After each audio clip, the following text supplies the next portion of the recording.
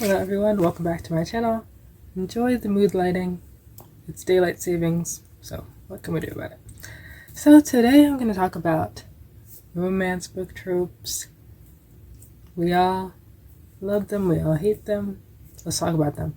I don't want this video to be long, so I didn't feel like going through every single trope. So what I did is I created a list of 10 and I split it up to 5 and 5, some that I love, some that I can't stand. So I just looked at the full list of tropes and went with what I like the most. And so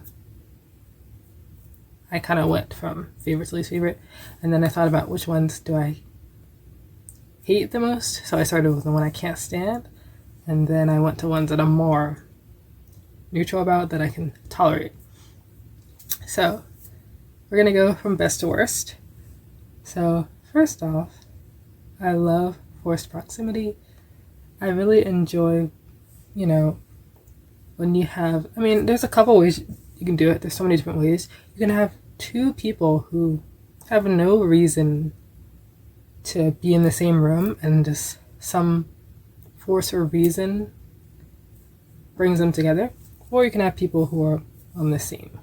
They go to the same school, they're on the same team, they're co-workers, and they have, some common goal that they have to work on together. I really like when they are working together to on a common goal. And so I like when in a romance book you have the balance between, we're trying to complete this goal, accomplish this goal, and then their romance is growing at the same time. So I really like that. Second is enemies to lovers. I think enemies to lovers is the new love triangle, which is to say, love triangle used to be overdone, and now enemies to lovers is overdone. And as everyone knows, most books that are marketed as enemies to lovers are not enemies to lovers at all. Most enemies to lovers, books that claim to be, they have two people that they had a bad first impression, or they have some sort of incorrect assumption that they have about someone, or they have some sort of misunderstanding about someone that quickly goes away in the first few chapters. So it's rare to see enemies to lovers done right. I'm reading Dagger and Flame right now, and they're enemies. So that's one of the very few books that I can point out there's actually enemies. Fourth Wing was really bad at enemies to lovers because they were supposed to be enemies. They had insta-love, to me, and two, they never even tried to kill each other, so they didn't even act like they were enemies at all. So that was Fourth Wing was really disappointing. So the next trope is workplace romance. I haven't read a lot of good workplace romances, but I just love the idea of it. Maybe it's because it's forbidden. I don't know. But yeah, if you know any good workplace romances, let me know. I really can't think of any off the top of my head, but I would like to see that trope done well. Next is love triangle. I know a lot of people hate this now, and honestly, I don't, but I understand when you have a really uneven love triangle. It's practically two main characters and then they insignificant other character, and the second male lead doesn't have a chance. But when you can't tell who the male lead is going to be, that's really good. But you don't want to have a love triangle where there's cheating. I thought I would like to read about cheating. Ooh, that's drama. But then when I actually read cheating, I'm like, oh, that's not right. So yeah, I don't like cheating, but it's interesting to know, is the girl gonna go with guy A or B? And then it's also super interesting when there's a twist and one of the love interests turns out to be the villain or something. So there's a lot of fun things you can do with love triangle, and I'm not tired of it. I think you can really innovate it and make it fun. So, and not make it the classic. One guy has no chance, and she's clearly going to be with the other guy. So the next trope is the next two are very hated. But in 5th place, I'll put Love at First Sight, including Insta Love. So yeah, it's the same thing. I know everyone hates it, but sometimes in a romance book, you know they're going to be together. So why don't you just have them have a connection at the beginning?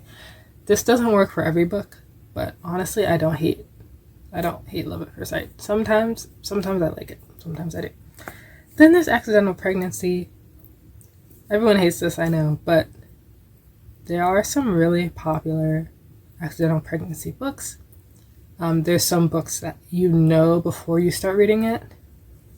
Like on the back of the book, it's written that there's accidental pregnancy. And one that's pretty good, 4 stars, was Reckless by Leslie Silver. Leslie Silver doesn't blow me away, but that's the book I liked the most out of her books. So I do recommend that one. Next, another overdone trope is Grumpy Sunshine. And there's so much wrong with Grumpy Sunshine, like, now that I think about it. Like, I had to think so much about it, this trope, because before, it was so ingrained in my brain that, like, this is just how romance books are. That the guy is grumpy and the girl is sunshine. But, like, that's so stupid. It enforces gender stereotypes, gender norms. And a lot of authors just write that makes authors write very flat, one-dimensional characters. And I'm like, this trope actually sucks. Like, now that I've, like, conditioned my brain out of it, like, no, not all guys are just have no emotion. And, yeah, I just hate reading about flat characters. Like, your characters, they shouldn't just be jerks. They should have dimension. They should be flawed, but still have emotions and still be lovable. So, yeah. I can... like, I'll still read a book with this trope, but I think this trope is overdone and I don't like it at all. Next is very popular, fake dating. So, fake dating is not something that happens in real life. That's why this trope is ridiculous.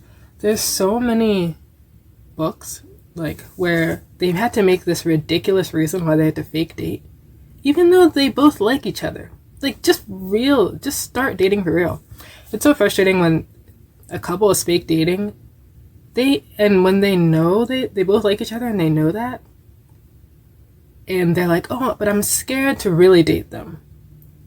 Like, that's the whole point of romance. You shouldn't be afraid to, like, start a relationship. Like everyone is scared to start a relationship, but to be in a fake relationship because you don't have the guts to say how you really feel, it's not, like, moving to me. But all these fake dating setups are so ridiculous. They would never happen in real life. They don't make sense. I'm just so frustrated when two characters like each other, but they're they're denying it within themselves. Like, I just read a book where the guy was like,